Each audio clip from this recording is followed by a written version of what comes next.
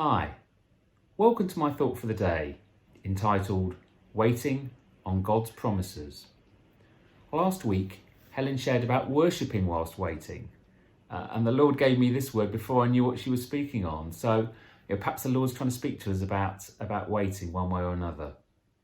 In this season of waiting, what promises has God made to me, to you, to us, that are still to be fulfilled?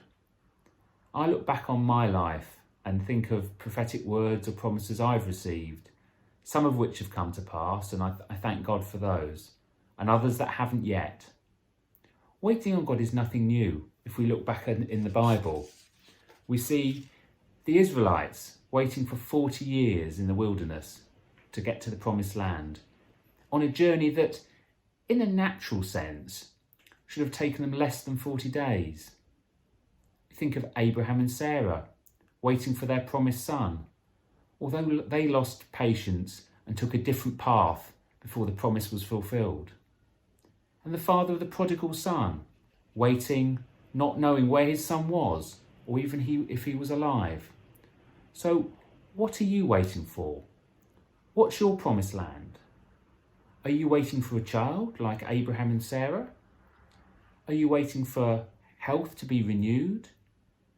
Are you perhaps waiting for a partner, a job, or the return of a prodigal? I just really want to encourage you, having travelled a path of waiting myself for a promise of that God had given me about the calling He placed on my life, a path that took 8 years to be fulfilled. How are you waiting? Are you waiting patiently, expectantly, wondering if God is true to His word? I have to say, probably my testimony is more the latter than the former. But ultimately, we can rely on the word of Hebrews, where it says in Hebrews 10:23, "For He who promised is faithful." Waiting is perhaps a matter of perspective. Do we see it as an opportunity for growth and development? Or do we see it as a challenge and a frustration? The Lord spoke to me yesterday as I was out running about perspective.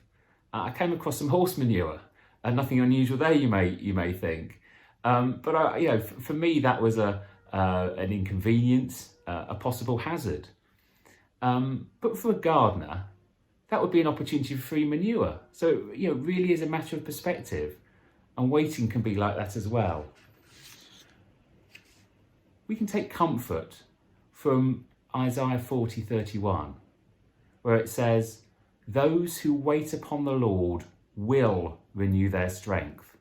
They will run and not grow weary. They will walk and not grow faint."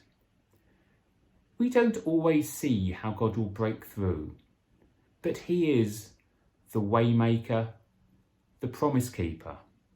It says also in Isaiah, in chapter 43, verse 19, "See, I will do a new thing. Now it springs up. Do you not perceive it?